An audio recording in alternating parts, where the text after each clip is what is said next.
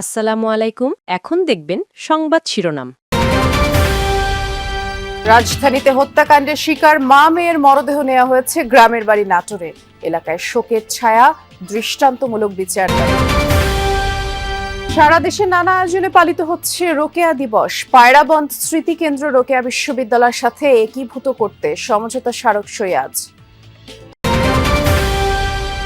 সাভারের গোলাপগ্রামে অপরিকল্পিত নগরায়নের থাবা। উজাড় হচ্ছে একের পর এক বাগান। উৎপাদন কমতে থাকায় বাড়ছে ফুলের দাম।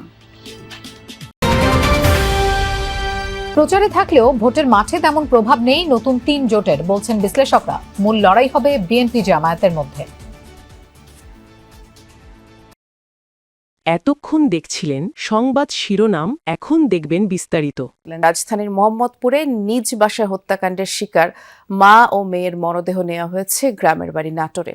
ভোরে শহরের বড়গাছা এলাকায় মরদেহ এসে পৌঁছায়, আর সে সময় এলাকা জুড়ে শোকের ছায়া নেমে আসে। পরিবারের পক্ষ থেকে জানানো হয়েছে জোহরের নামাজের পর তাদের জানাজা শেষে দাফন করা হবে। এর আগে সোমবার সকালে রাজধানীর মোহাম্মদপুর এলাকায় শাহজাহান রোডের বাসা থেকে মা মেয়ের মরদেহ উদ্ধার করা হয়। এ ঘটনার মোটিভ এবং অপরাধী শনাক্তে কাজ চলছে বলে জানিয়েছেন পুলিশ কর্মকর্তারা। আমরা এলাকাবাসী খুবই আতঙ্কিত এক প্রকার হয়ে গেছি যে আমাদের এলাকার মানুষ এরকম এক প্রকার নির্মম হত্যাকাণ্ড হয়েছে। বাসার মা মেয়েকে একসাথে খুন করা, এটার উপযুক্ত শাস্তি আসলে হওয়া উচিত। ঢাকার মোহাম্মদপুরে কাজের মেয়ের দ্বারা খুবই নির্মমভাবে একটি হত্যাকাণ্ড, দুটি হত্যাকাণ্ড সংঘটিত হয়েছে। মা এবং মেয়ে, তাদের মরদেহ কিন্তু সকালেই এখানে এসে পৌঁছেছে। আসলে দাফন জানাজা, এটা জানাজা জোহর নামাজের পরেই জানাজা অনুষ্ঠিত হবে। এরপরেই কিন্তু শহরের গাড়িখানা গোরস্থানে তাদের দাফন সম্পূর্ণ হবে। তাদের স্বজনরা কিন্তু খুবই শোকাহত। আমরা যদি একজন স্বজনের সাথে কথা বলি যে আসলে কিভাবে এই নির্মম হত্যাকাণ্ড ঘটেছে, যদি একটু বলতেন। আমি ঘটনা জানার পরে উপস্থিত হই তখন 11:30 বাজে। আমরা যতটুকু সিসিটিভি ফুটেজ এবং পুলিশের তদন্ত থেকে যতটুকু জানতে পেরেছি সেটা হলো 6:40-এ আমার মামা বাসা থেকে বের হয়ে যান। প্রতিদিনের মতো স্কুলে, আমার মামা স্কুলে চাকরি করেন, সেই স্কুলের জন্য বের হয়ে যান। আনুমানিক 7:30 থেকে 7:45-এর ভেতরে যে ঘটনাটি ঘটিয়েছে বলে আমরা ধারণা করছি, আশঙ্কা করছি, উনি ফ্ল্যাটে আসেন এবং 9টা। নারী জাগরণের অগ্রদূত রোকেয়া সাখাওয়াত হোসেনের 145তম জন্ম এবং 93তম মৃত্যুবার্ষিকীতে জন্মভূমি রংপুরের পায়রাবন্দে 3 দিনব্যাপী বিভিন্ন অনুষ্ঠানের আয়োজন করা হয়েছে। সকালে বেগম রোকেয়া বিশ্ববিদ্যালয় ক্যাম্পাসে জাতীয় পতাকা উত্তোলনের পর বর্ণাঢ্য শোভাযাত্রা বের করা হয়। VC doctor M Shawkat Ali এবং বাংলা একাডেমির মহাপরিচালক প্রফেসর মোহাম্মদ আজমের নেতৃত্বে শোভাযাত্রাটি ক্যাম্পাস থেকে বের হয়ে শহীদ আবু সাইদ চত্বর, ক্যাডেট কলেজ মোড় হয়ে আবারও স্বাধীনতা সড়কে এসে শেষ হয়। সেখানে আলোচনা সভা অনুষ্ঠিত হয়। আজ পায়রাবন্দ স্মৃতি কেন্দ্রটি রোকেয়া বিশ্ববিদ্যালয়ের সাথে একীভূত করতে সমঝোতা স্মারক সই হওয়ার কথা। নওগাঁয় নানা কর্মসূচির মধ্য দিয়ে পালন করা হচ্ছে রোকেয়া সাখাওয়াত দিবস। সকালে কর্মসূচির শুরুতেই শহরের বশিরউদ্দিন মেমোরিয়াল কোঅপারেটিভ মহিলা কলেজ চত্বরে তার প্রতিকৃতিতে ফুল দিয়ে শ্রদ্ধা জানানো হয়। এ সময় নতুন প্রজন্মের মাঝে রোকেয়া সাখাওয়াত হোসেনের স্বপ্ন ও সমাজ সংস্কারে রাখা তার অবদান তুলে ধরা হয়। রংপুরে রোকেয়া দিবস উপলক্ষে র্যালির আয়োজন করা হয়েছে। রয়েছে দিনব্যাপী নানা অনুষ্ঠান। ভালো নেই সাভারের গোলাপ চাষিরা।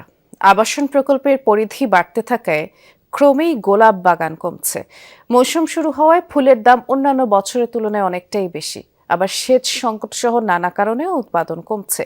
এ বিষয়টি নিয়ে সরকারের হস্তক্ষেপ চায় উপজেলা কৃষি বিভাগ।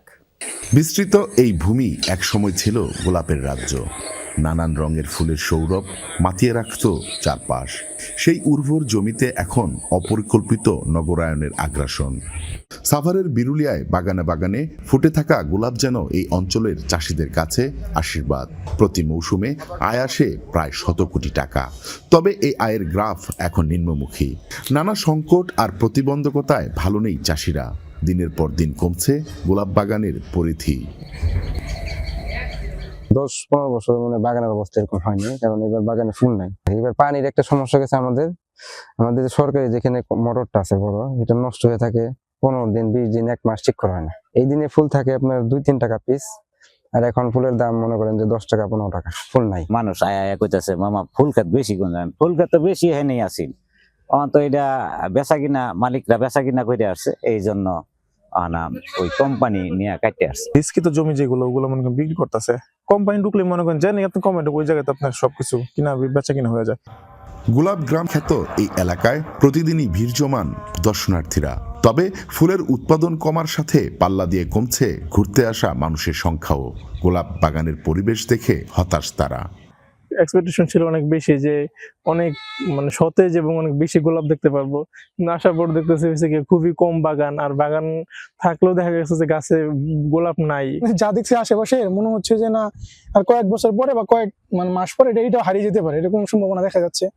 উৎপাদন বৃদ্ধিতে চাষিদের ভোটের রাজনীতিতে বড় ফ্যাক্টর হবে না নতুন গঠিত 3টি জোট। তবে এনসিপি, জাতীয় পার্টি ও বামদের নেতৃত্বাধীন আলাদা এই জোটগুলোর ভোটের প্রচারে বড় ভূমিকা থাকবে মনে করছেন রাজনীতি বিশ্লেষকরা।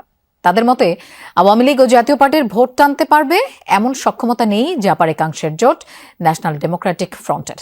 অন্যদিকে সংস্কারের উদ্দেশ্যে গঠিত এনসিপির নেতৃত্বাধীন গণতান্ত্রিক সংস্কার জোট কোনো দলের সাথে সমঝোতার চেষ্টা করলে জোটটি ভেঙে যেতে পারে শঙ্কা বিশেষজ্ঞদের।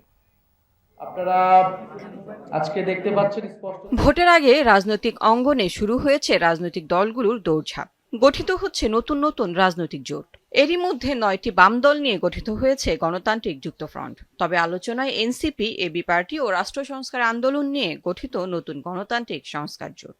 যদিও এই জোটের সাথে গণ অধিকার পরিষদ, আপ বাংলাদেশ সহ 8টি দলের যুক্ত হওয়ার কথা ছিল, কিন্তু শেষ পর্যন্ত তা হয়নি। তাই নতুন এই জোটের প্রভাব নিয়ে শুরুতেই প্রশ্ন উঠছে।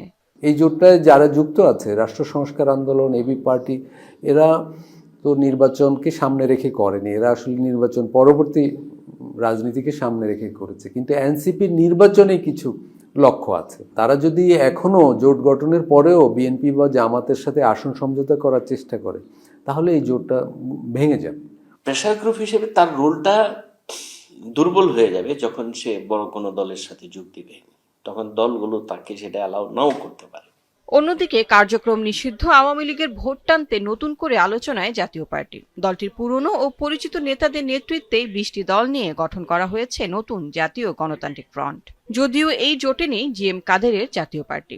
এই অবস্থায় এই জোটের নেতৃত্বে থাকা জাতীয় পার্টির একাংশের প্রতীক লাঙ্গল হবে কিনা এ নিয়ে প্রশ্ন আছে। জাতীয় পার্টির এখন দুটি ধারা মাঠ পর্যায়ে আছে। একটি ধারা সরকারের পছন্দ নয় বা বড় দলগুলোর পছন্দ নয়, আরেকটি ধারা মনে হচ্ছে বড় দলগুলো বা সরকার